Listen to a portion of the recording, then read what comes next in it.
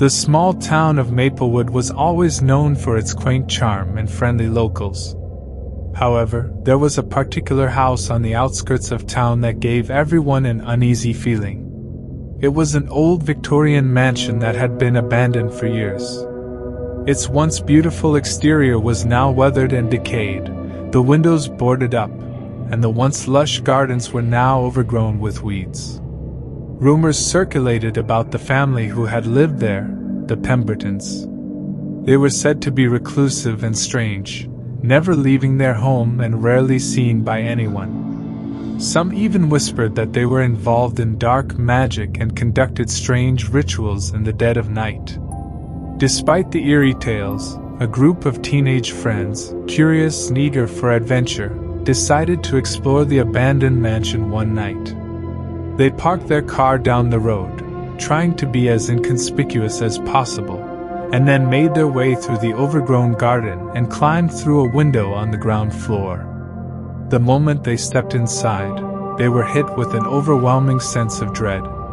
The air was thick and heavy, and it felt as though they were being watched. They moved cautiously through the darkened rooms, using flashlights to guide their way. The house was silent except for the creaking of the old floorboards beneath their feet. As they made their way through the first floor, they found nothing particularly out of the ordinary. It was only when they made their way upstairs that things took a dark turn. One of the bedrooms they entered was unlike the others. It was completely empty, except for a single, tattered book lying on the floor in the center of the room. One of the teenagers, named Jessica, picked up the book and began to read.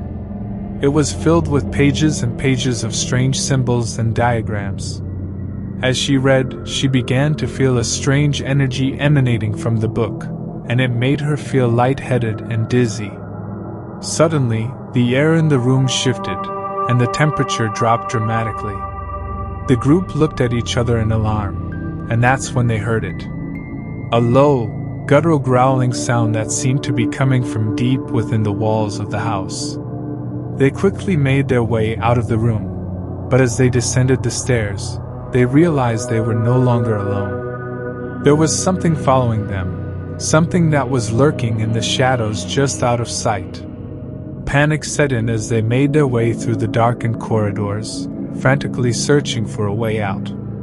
But every door they tried was locked, and the windows were too high to climb out of. As they huddled together in fear, the growling sound grew louder, and a foul smell filled the air. That's when they saw it.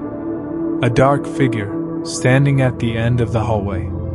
It was humanoid in shape, but its features were distorted and inhuman. Its eyes glowed a bright, fiery red.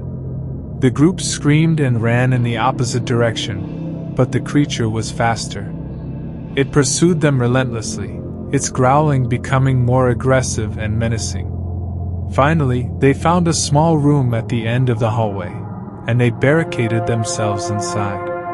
The creature was pounding on the door, and they could hear its claws scraping against the wood.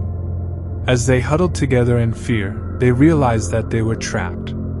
The house had them now, and they would never make it out alive. They could only wait and pray that the creature would eventually lose interest and leave them alone. Hours passed, and the creature continued to pound on the door. The group was exhausted and terrified, and they could feel the energy in the room becoming more and more oppressive. It was as though the house itself was alive. Finally, as the first light of dawn began to filter through the boarded-up windows, the pounding stopped. The group waited for several more minutes before daring to venture out of the room. But when they did, they found no sign of the creature. It was as though it had vanished into thin air.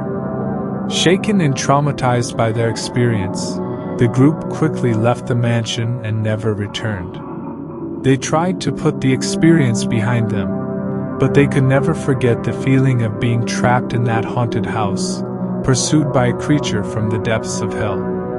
Years later, when they had all gone their separate ways, one of the group members returned to Maplewood for a visit. As he drove through the town, He couldn't help but feel a sense of unease as he passed by the old, abandoned mansion. But something was different this time. The boards had been removed from the windows, and the door was standing open. Curiosity getting the better of him, the man parked his car and cautiously made his way inside. The house was empty, but he could feel the same oppressive energy that had haunted him years before.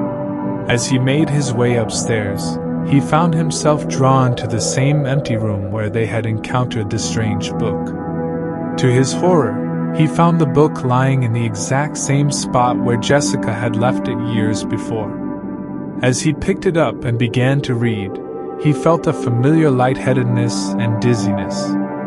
The symbols and diagrams seemed to come to life before his eyes, and he could feel a dark energy pulsing through his veins. Suddenly, the air in the room shifted, and the temperature dropped. The man looked up to see the same dark figure standing in the doorway, its eyes glowing with an otherworldly light. And then, he realized the truth. The house was not haunted by a single creature, but by a legion of them. The Pembertons had not practiced dark magic, but had made a deal with the devil himself, sacrificing their souls in exchange for power and wealth. The man tried to run, but he was too late. The creatures descended upon him, tearing him apart piece by piece, and he realized that he had been lured back to the mansion to become one of their victims. And so, the legend of the haunted mansion lived on, as generation after generation of curious teenagers fell prey to the demonic forces that lurked within its walls.